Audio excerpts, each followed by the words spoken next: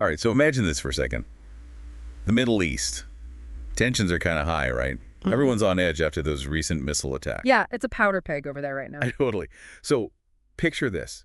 Out of the blue, a system advanced enough to intercept missiles in space shows up. That's TAT Day. And guess what? The U.S. just sent one to Israel. It's a big deal, no question. Huge.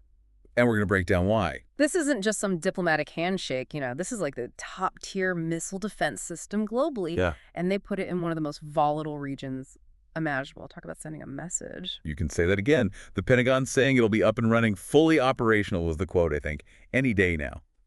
So for anyone listening who might not be fluent in military acronyms, what exactly is THAAD, and why is it such a big deal?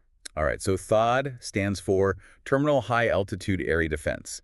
Think of it like a super high-tech shield, but instead of blocking swords, it's designed to obliterate ballistic missiles.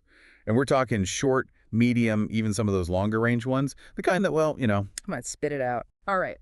The kind that could come from, say, Iran. There it is. We're talking about Iran, right? And they've been getting bolder with those missile attacks lately, haven't they? Absolutely. And this isn't even the first THAAD rodeo in the region. Remember 2019? They sent one over then, too. But that was more of a training exercise, a little saber rattling. This time it's different. This deployment is the real deal. It's a direct response to those very real missile attacks. You're talking about the ones back in April, and then again just a couple weeks ago. Yeah. October 1st, right. Those were pretty terrifying, even just reading about them. Definitely. And while Iran hasn't come right out and said, yeah, that was us about the October attacks. They haven't exactly denied it either. Exactly. And then there's the whole issue of these groups they support, often called proxies. Can you elaborate on that a bit? Proxy groups. I hear that term thrown around, but I'm not always 100% clear on what it means in this context. Sure. So basically, think of them like stand-ins. They essentially act on behalf of another country, often with funding, training, even weapons supplied by that more powerful nation.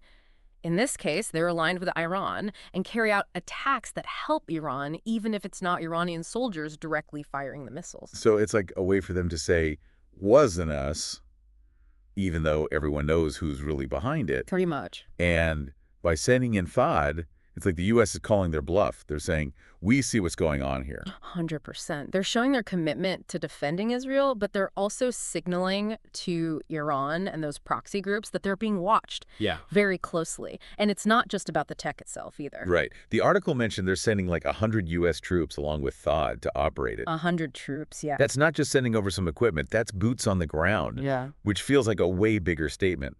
You're telling me. It's one thing to offer defensive support, but to put American personnel right there in a potential war zone, that's serious. A concrete and some might say risky move. It speaks volumes about how committed the U.S. is to Israel's safety right now. And we can't forget about how President Biden responded when asked why he approved the deployment. Right. Remember, straight up said, and I quote, to defend Israel. No mincing words there. Nope. Not much room for interpretation. Exactly. It's unusually direct for such a delicate situation. Yeah. And remember, this isn't just about intercepting a few missiles. We're talking about shifting the balance of power in a region already bursting with tension. It's a high-stakes game of chess, and THAAD is one heck of a power move. So it sounds like what you're saying is this isn't just about keeping more missiles from hitting Israel. It's about sending a crystal clear message to Iran and probably a whole bunch of other countries in the region watching this all go down. Precisely. It's a show of force, a deterrent. The U.S. is drawing a line in the sand. They're saying, we're here, we're watching, and we will act if we have to.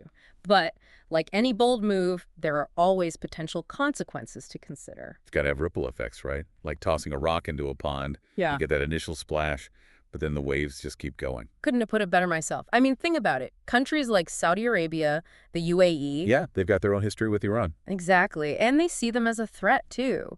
So knowing the U.S. is taking a strong stance, that's got to be reassuring for them, maybe even emboldening, Makes sense.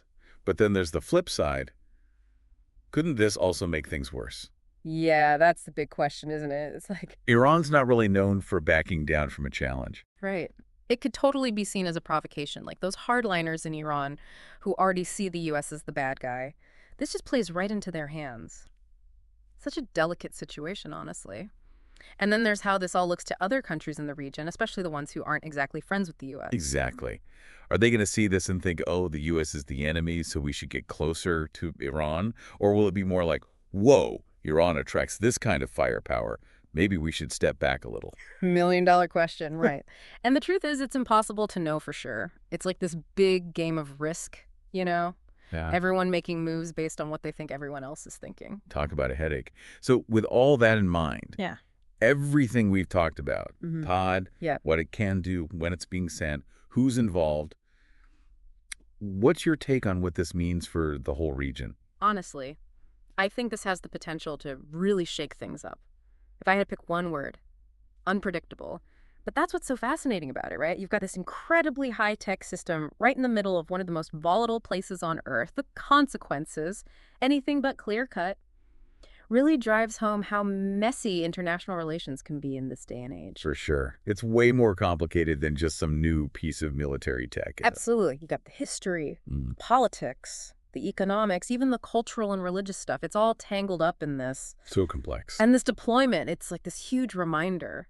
We live in a world where things can shift from peace to conflict in the blink of an eye, where even something that seems small Can have huge consequences. exactly, and often totally unintended ones. It really puts things into perspective, doesn't it? This whole thing, it's not just about the missile defense system itself. It's a huge statement, with all these different layers and potential consequences.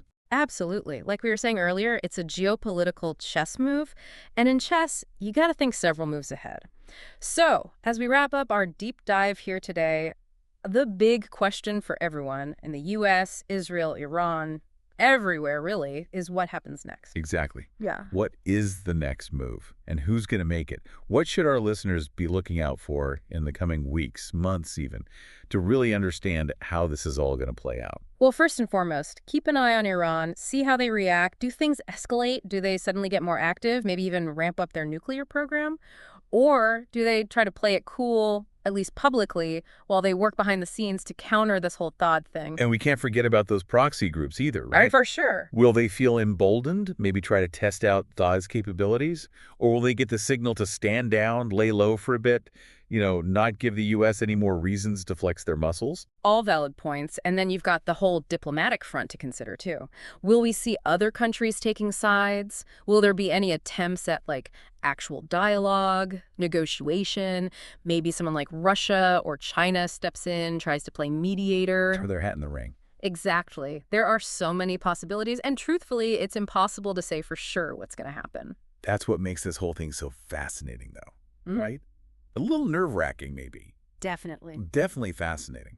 Feels like we're watching something big unfold. We are. This THAAD deployment, it really could be a turning point, for better or for worse.